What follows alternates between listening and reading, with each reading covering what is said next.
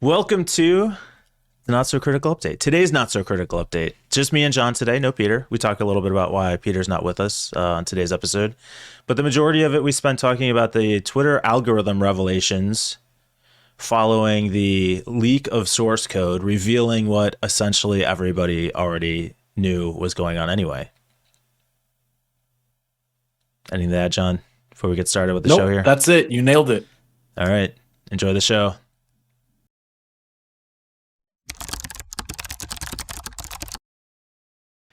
Today is just me and John for this happy Friday, all alone. I don't know if you heard, John, but Peter, like you know the question: would you rather fight one horse-sized duck or 100 duck-sized horses? Yeah, of course. Unfortunately, Peter made the wrong choice.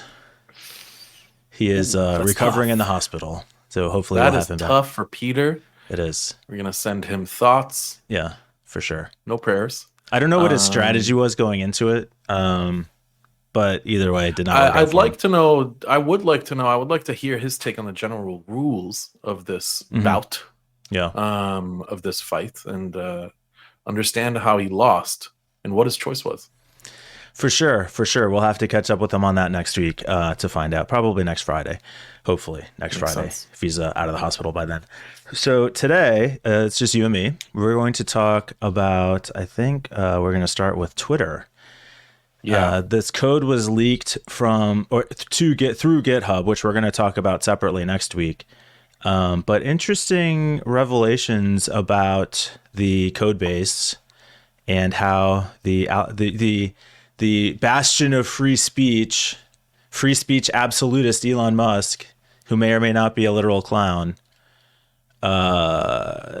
games the system or tilts the We did system in his actually. favor. I just want to pause. I want to pause and bring some attention to that. We got some feedback from the clown community, Oh, and yeah. they are not happy with our comparisons and usage of potentially Trump being. We still don't actually know for sure if he isn't Musk. one. That was the feedback we received. Yeah. Multiple sources. They came together. They told us to stop Well, look, because I get it. it's disrespectful to the clowns. Sure, and I get it, and I wouldn't want to claim Musk as one part of my community either. But I Sure. gotta say, I mean, it's really the clown college that needs to be more selective in their Fair. intake practices. So I'm just here to report the news Yeah, or to that's what we speculate unbiased. wildly whether he failed out, dropped out. Like, we don't know.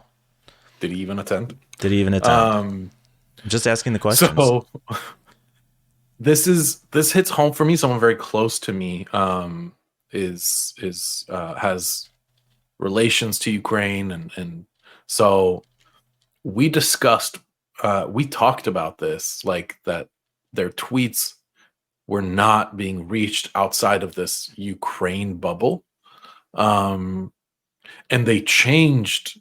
So they had, the Ukrainian flag, Ukrainian border on their profile picture. So they removed all of that, and all of a sudden the reach like exploded again, which was crazy to see. And of course, we were suspecting that this was the case. This was months ago now, and here it comes. That, like, wow, like confirmed. It felt like a conspiracy, and it's all true. Twitter is they're muting and lowering visibility for Ukrainian-based tweets. That is crazy. Which we know because the source code was leaked, as I said, through GitHub. And a couple of the revelations were right off the bat, any tweet authored by Musk was boosted in the recommendation algorithms. Anything to do, there had previously been restrictions on Russia and China. Those restrictions have been lifted, so they're going to get more visibility. And some additional reporting that they are suppressing LGBT posts on Twitter. Then the Ukraine stuff you mentioned, massive manipulation of the algorithm in very anti-free speech ways. Yeah. To conform to Musk's personal preferences and what he wants to see happen on the algorithm. I think the most ironic and also the funniest thing here is that everyone speculated, the joke was Trump bought Twitter so that he like couldn't be banned and he had to Musk. be heard. That's the second time. Um, what? You said Did I say Trump Trump? instead of Musk twice. Why does Trump live in my head? Oh, Get out! same. Probably with all this stuff going on with him. Oh, what's going on? Musk. Musk purchased.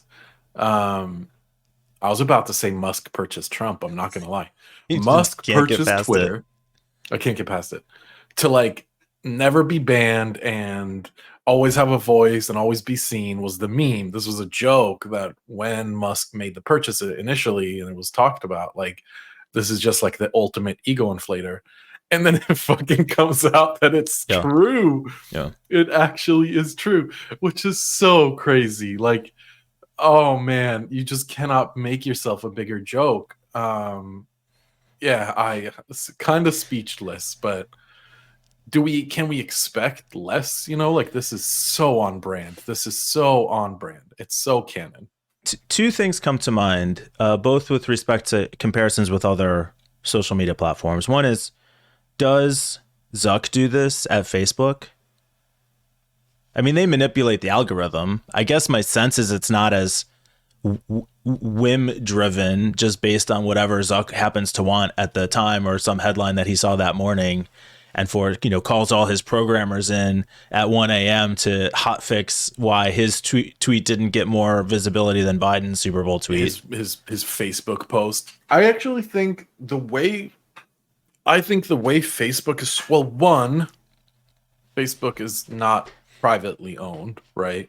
While Zuck is at the helm, it is still like he can't just come in crashing into the devs bullpen and say, make my Facebook posts reach more people. Like there's gonna be multiple stages of I imagine approvals, but like Musk got rid of all of that. That's true. Elon got rid of all of that and was just like, you all answer to me. I'm going to message you at fucking 2 a.m. asking why something is broken. You better not leave the office. If I'm in San Francisco, all of you are not eating for 10 years. God forbid, like who knows what kind of demands this sure. man is making. So I don't think the same applies. I do bet you that yes, their like sort of visibility or For You page style algorithm has been manipulated. They being like Facebook and Google and of course Twitter, but not enough to like. So one thing that's happened since Musk took over is I keep getting WWE posts on my Twitter page. I've never been a fan of like like WWE, like that type of wrestling. I've never looked up WWE stuff. It's not in my like search history or like none of my data points say I like WWE. But for the last few months, Twitter has been trying to shove this shit down my throat. So I have a theory that they are actually they're taking money from organizations and saying, yeah, of course, like we'll shove this shit out of you down everyone's throats. I don't see anything on a quick search for that, but it's entirely possible. Wouldn't surprise me at all. I don't know. Backdoor advertising, artificially boosted post type thing. Yeah, with no, exactly. That would be the least surprising thing in the world. The other piece is TikTok has been in the press a lot recently as a target of these bans, with the justification of the national security risk that China controlling Twitter could shape public opinion in the U.S. As a byproduct of their ownership of the platform. And yet here we have Twitter manipulating public opinion as a U.S. company and crickets. Right. I mean, it does take a little bit of time for things to start rolling, bureaucracy wise. I mean, so we don't know what the outcome is going to be of this. But I am interested.